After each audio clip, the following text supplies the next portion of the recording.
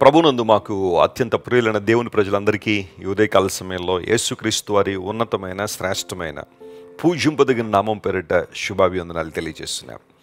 యెహోవా నాకు వెలుగును, నాకు రక్షణ అయి ఉన్నాడు, నేను ఎవరికి భయపడుదును అని కీర్తనకారుడు 27 కీర్తనలో సెలవిచ్చాడు. ఎవరైతే దేవుణ్ణి రక్షణగా చేసుకుంటారో, ఆయన వెలుగులో నడుస్తున్నారో వారి లోకంలో దేనికి భయపడరు. ప్రస్తుత దినాల్లో చాలామందిని భయము కబళించి ఉంది. భయకంపితమైన వాతావరణంలో చాలామంది బ్రతుకుతున్నారు.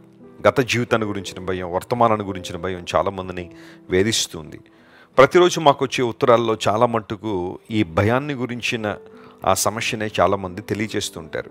మా కోసం ప్రార్థించేయండి, భయంలో ఉన్నాం, భయం వేస్తుంది, విడుదల కావాలి అని చాలామంది అడుగుతూ ఉంటారు. అయితే పరిశుద్ధ లేఖనాలు మనం చదువుతున్నప్పుడు, దేవుని గ్రంథాన్ని మనం పఠిస్తున్నప్పుడు, పరిశుద్ధాత్మ దేవుని యొక్క సంరక్షణలో మనం ఎదుగుతున్నప్పుడు భయాన్ని కలిగించడానికి పరిస్థితులు చాలా మన చుట్టూ ఉండొచ్చు, కానీ వాటిని అధిగమించగలిగే శక్తిని, ఆత్మ బలాన్ని పరిశుద్ధాత్మ దేవుడు మనకు అనుగ్రహిస్తారు. కనుక ఆయన మీద మనం ఆధారపడినప్పుడు ధైర్యంగా మనం జీవిస్తాం.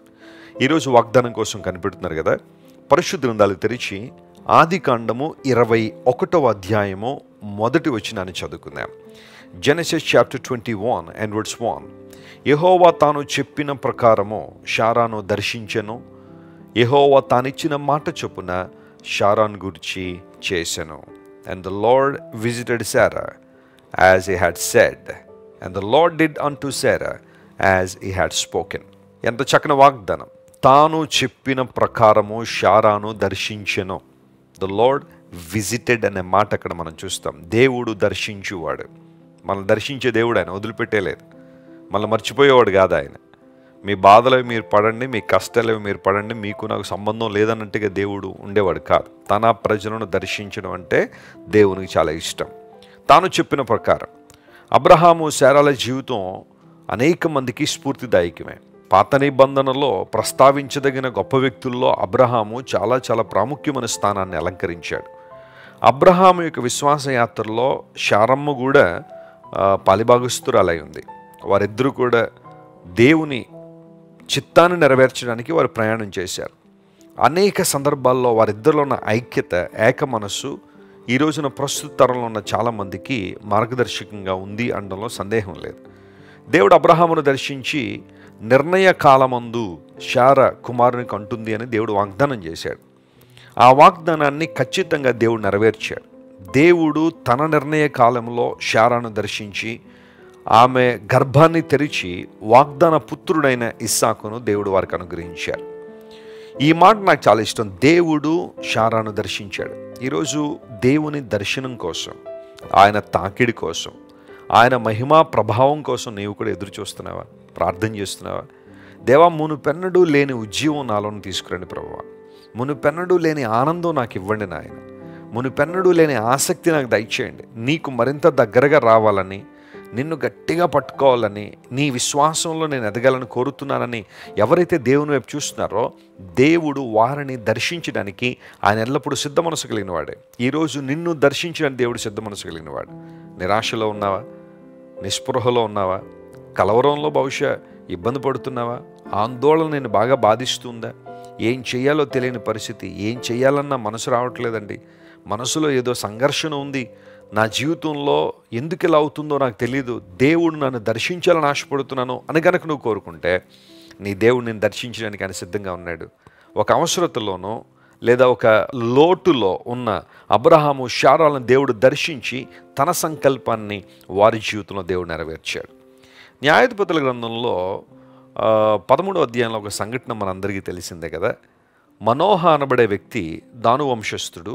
మనోహ అతని భార్య, వారిద్దరూ జీవిస్తూ ఉన్నప్పుడు ఆమె గొడ్రాలై ఉంది, ఆమెకు కాన్పు లేదు. ఆ సందర్భంలో బహుశా వారు ప్రార్థన చేస్తున్న దేవుడు వారిని దర్శించాలని దేవుడు మనోహ భార్యను దర్శించాడు.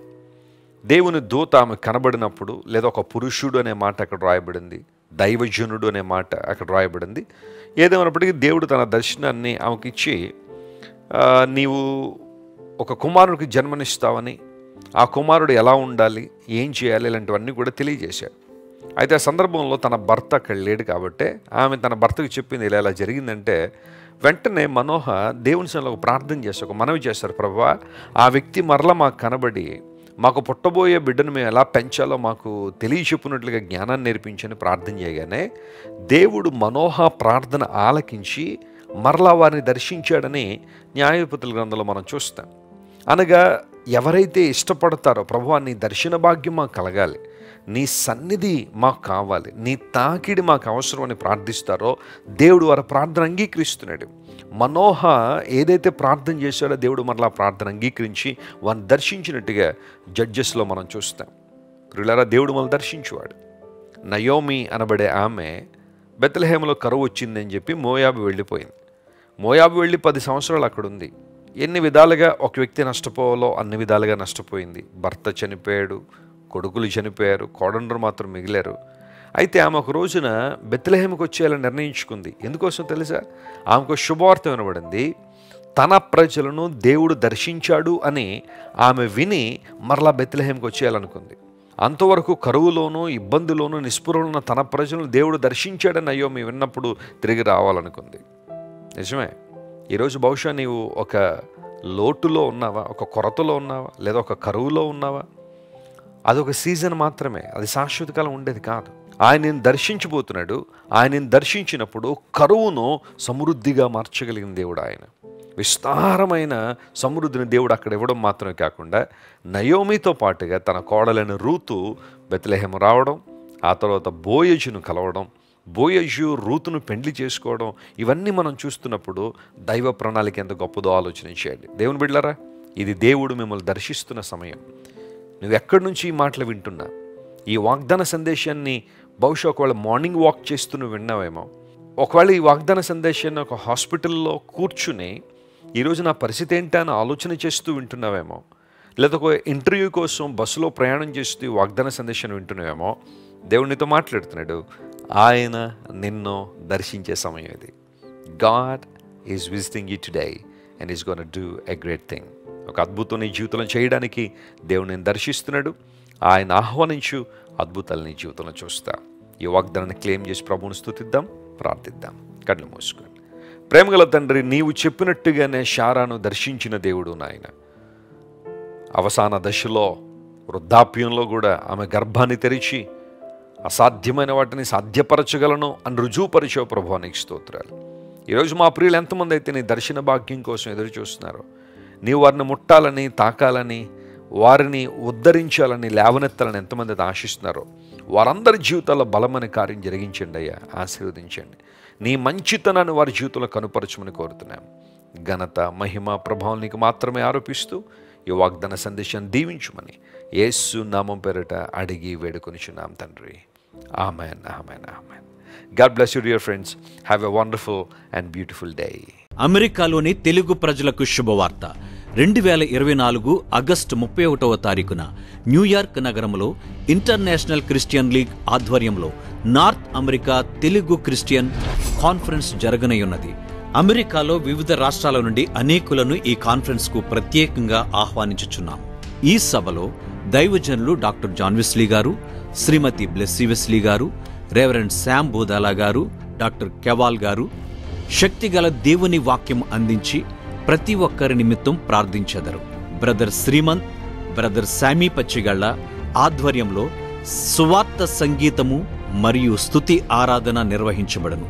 సజీవుడైన క్రీస్తు ప్రభు ద్వారా జీవితాల్లో నూతన మార్పును అనుభవించిన వారు రక్షణ సాక్ష్యములు అందించెదరు. ఓ బలమైన ఉజ్జీవం కోసం ప్రతి ఒక్కరూ కుటుంబముతోనూ స్నేహితులతోనూ తరలి రావలసిందిగా NATCC నిర్వాహకులు కోరుచున్నారు. మీటింగ్ అనంతరం ప్రేమ విందు కలదు. అమెరికాలోని తెలుగు ప్రజల క్షేమము మరియు శ్రేయస్సు కొరకు ప్రత్యేక ప్రార్థనలు జరుపబడును. మరిన్ని వివరములకు మమ్మను సంప్రదించండి.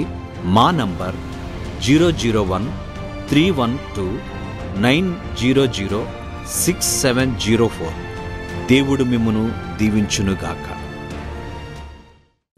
మీరు ఇంతవరకు విన్న దైవ సందేశం మరియు దేవుని సేవకులు చేసిన ప్రార్థన మీకు ఆశీర్వాదకరముగా ఉన్నదని విశ్వసించుచున్నాము.